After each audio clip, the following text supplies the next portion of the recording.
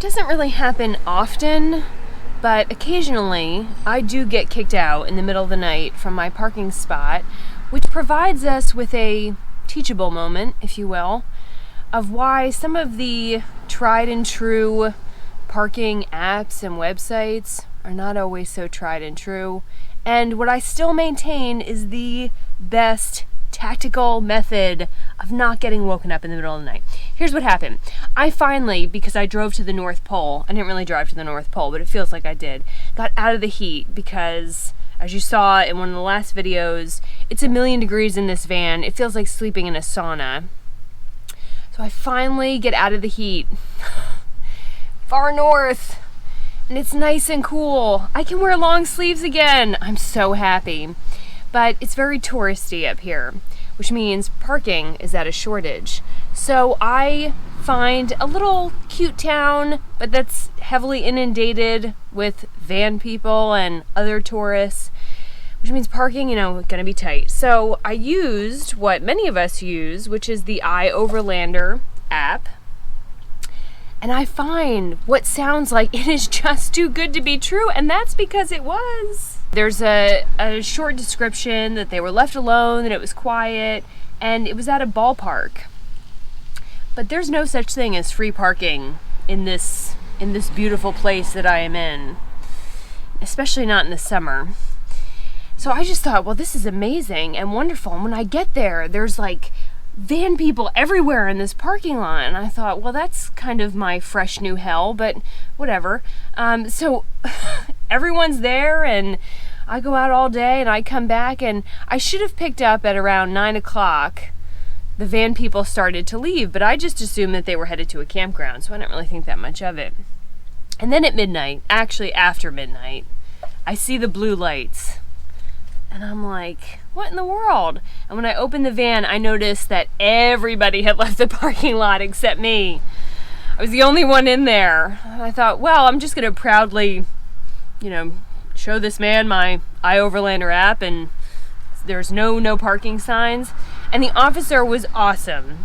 And what he said was that because of iOverlander and freecamping.com and some of those other websites, that they have been inundated with soy boy man buns and cleavage Caitlins and other normal van people who have taken over that parking lot and are out late playing music and cooking in the parking lot. And he said we had to shut it down. It was too much. It's not fair to our full-time residents who live nearby. Which my level of disdain for the man bun grew deep in that moment. So deep. So he's like, you gotta go. We're not letting anybody in there. And he was awesome. I'm gonna hide his cell phone number, but he was fantastic. Because what I said to him was, I was like, I'm out kind of away from any city. It's a small town.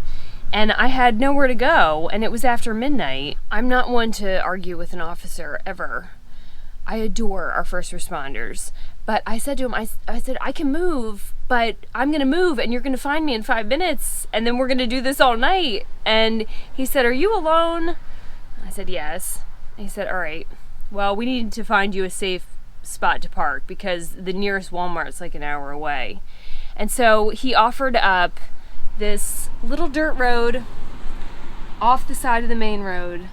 And he said, if you agree to only park there overnight, one night, just go over there. This is my district. I patrol here.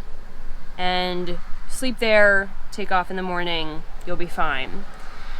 Which, angel in blue. Thank God, because where was I going to go? Now, check at this point, if you're watching the video, that someone down in the comment section will be set on fire and say, that's bullshit, because they're only doing that because you're a female, and no, I wouldn't get that kind of help. I get it, Nick, or whatever your name is.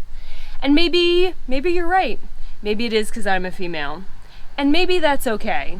Maybe statistically, the rate of violence and violent crimes against women who are out traveling by themselves is probably higher than you.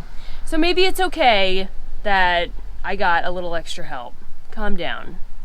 All right? So I slept here last night. It was great. It's finally below 90 degrees.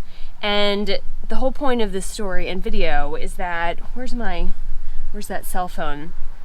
I really do like iOverlander. It has helped me an awful lot.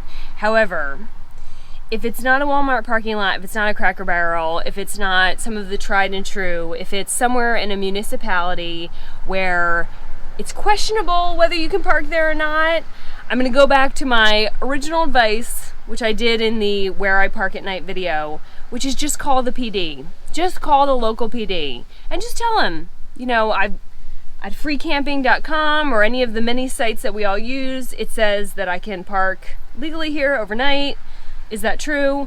And they'll tell you. It is so much better to just go ahead and ask them, since they're the ones who are going to knock on your door, than to have the blue lights in your window at night. Even though I work with officers a lot, I get so embarrassed when they have to respond to this van. I mean, I'm a guest, we are all guests, in someone else's community. So we try to be respectful, right? So just call them in advance. I wish I had done it. I'll do it tonight because there's another site on here about an hour away that sounds good but may not be legit. What happens is people park somewhere one night and it works, and then they add it to this website. But just because it worked one night for them hardly means that it's going to work every night.